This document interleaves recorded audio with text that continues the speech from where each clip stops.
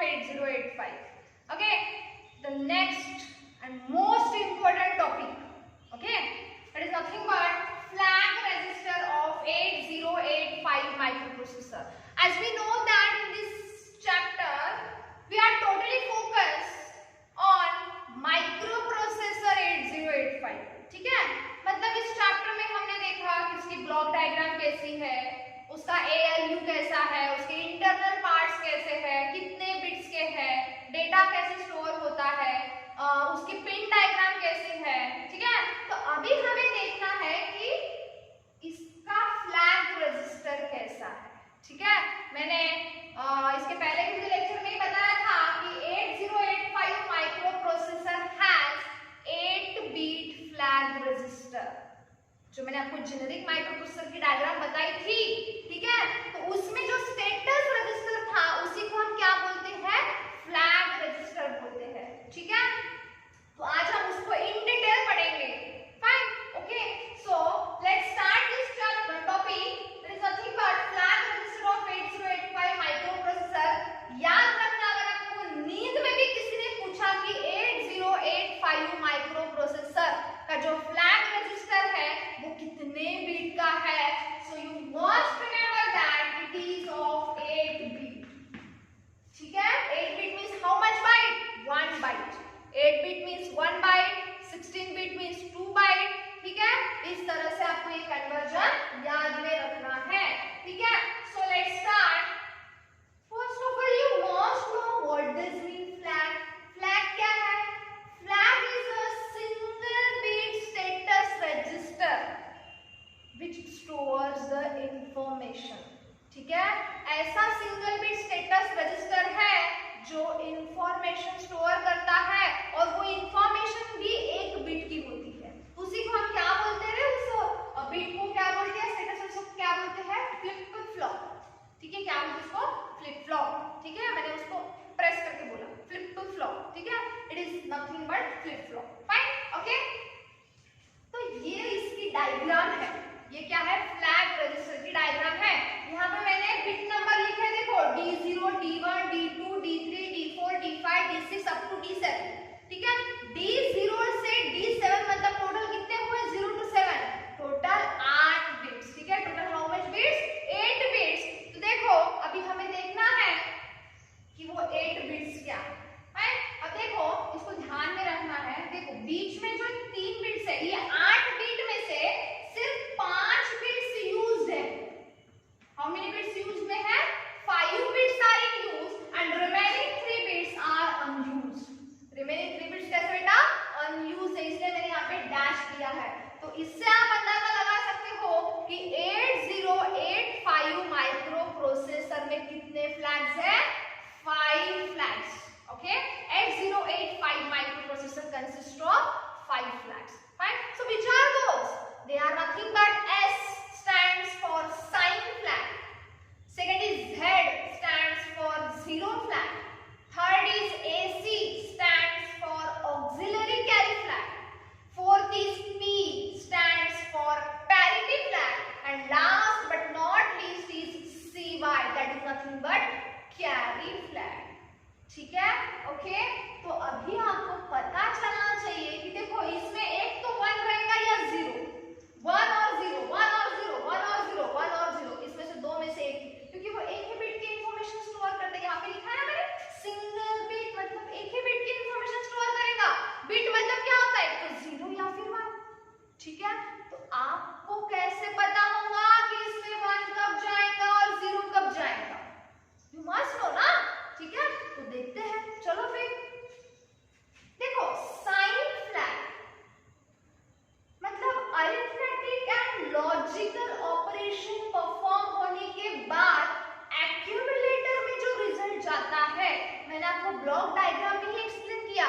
ALU arithmetic and logic unit, इसमें operation perform होने के बाद इसका रिजल्ट जनरली हम कहाँ स्टोर करते हैं, एक्यूमुलेटर में स्टोर करते हैं. तो वो रिजल्ट के बेसिस के ऊपर ये फ्लैग्स का सेट और रिसेट डिपेंड है. अब आप बोलोगे कि मैडम ये सेट और रिसेट कहाँ से आया, याद रखना सेट मींस 1 और रिसेट मींस 0. इसे हम बोलते हैं सेट या फिर रिसेट. तो इसमें 1 कब जाएगा,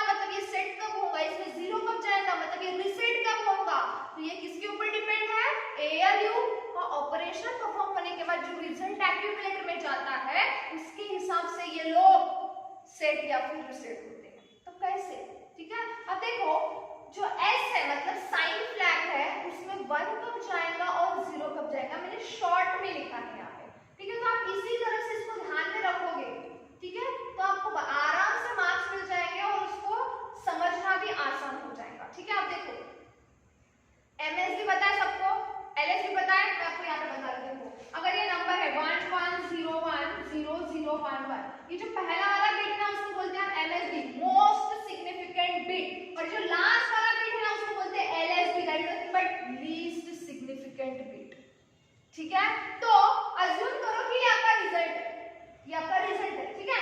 अब देखो रिजल्ट में ये अगर MSB बिट 1 है, क्या बताया मैंने, अगर आपके रिजल्ट में ये फर्स्ट बिट मतलब जो आपका MSB है मोस्ट सिग्निफिकेंट बिट है वो अगर 1 है तो साइन फ्लैग क्या होगा, set.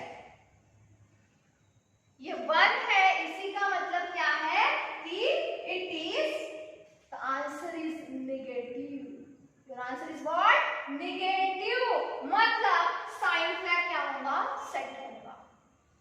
But if the MSB consists of 0 or your result is positive, then sign flag will get reset. तो साइन में क्या जाएगा, 0 जाएगा।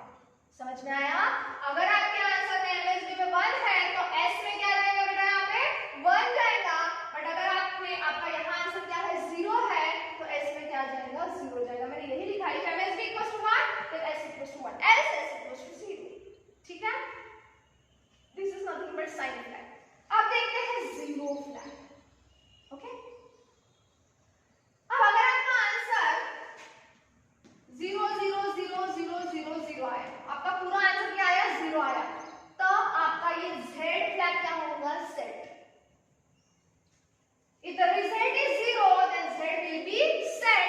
But if the result is non-zero, मतलब अगर इसमें यहाँ पे 1 आया, मतलब ये रिजल्ट क्या हुआ, नॉन जीरो हो गया, तब आपका जो जीरो फ्लैग है वो क्या होगा बेटा, रिसेट होगा। ये अच्छे से ध्यान में रखना, ठीक है। नेक्स्ट इसके बाद है AC मतलब ऑक्सिलरी कैरी, ठीक है। अब मैं आपको यहाँ पे एक एग्जांपल बताती हूँ तब आपको समझेगा।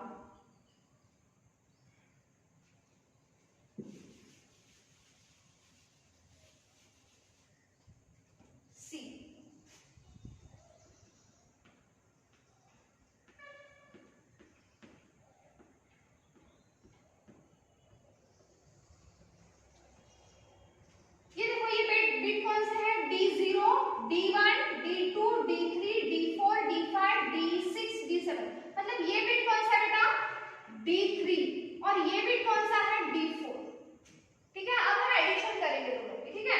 एडिशन ऑपरेशन परफॉर्म करते हैं, मतलब अरिथमेटिक ऑपरेशन परफॉर्म करते हैं। 1 + 0 1, 0 + 0 0, 0 + 0 0, 1 + 1 0 एंड कैरी हियर 1। अब देखो यहाँ पे क्या जनरेट हुआ है, कैरी जनरेट हुआ है, मतलब मुझे यही बताना है कि ऑक्सिलरी कैरी कब सेट होगा, अगर D3 से D4 में कैरी जनरेट होता है, क्योंकि 1 + 1 क्या होता है, 1 0, तो 0 हम लोग रिजल्ट में लिखते हैं और 1 क्या होगा, कैरी में जाएगा, ठीक है। तो D3 से D4 में अगर कैरी जनरेट होता है तो ऑक्सिलरी कैरी सेट होगा, otherwise it will be reset. मैंने यही लिखा है, if the carry is generated from bit D3 to D4, then AC will be 1, else AC will be 0.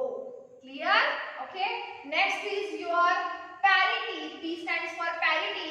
आपके रिजल्ट यही हम कैलकुलेशन करते हैं, 1 + 1 0, carry 1 0, carry 1 0, carry 1 0 and this is carry, ठीक है। ये एक्स्ट्रा कैरी। अब यहाँ पे एक ही 1 है, तो दूसरा एग्जांपल लेती हूँ मैं। यहाँ पे अज्यूम करो कि आपका आंसर ऐसा है, दिस इज योर आंसर, ठीक है। ये आपका आंसर आया है, ठीक है, ये आपका आंसर आया है। अब देखो ये आंसर में नंबर ऑफ 1 कितने हैं, अगर नंबर ऑफ 1 इवन है, क्या बताया मैंने, अगर नंबर ऑफ 1 इवन है तो पैरिटी सेट होगा, जिसे हम इवन पैरिटी बोलते हैं, और अगर नंबर ऑफ 1 ऑड है तो पैरिटी रिसेट होगा, जिसे हम ऑड पैरिटी बोलते हैं। एमसीक्यू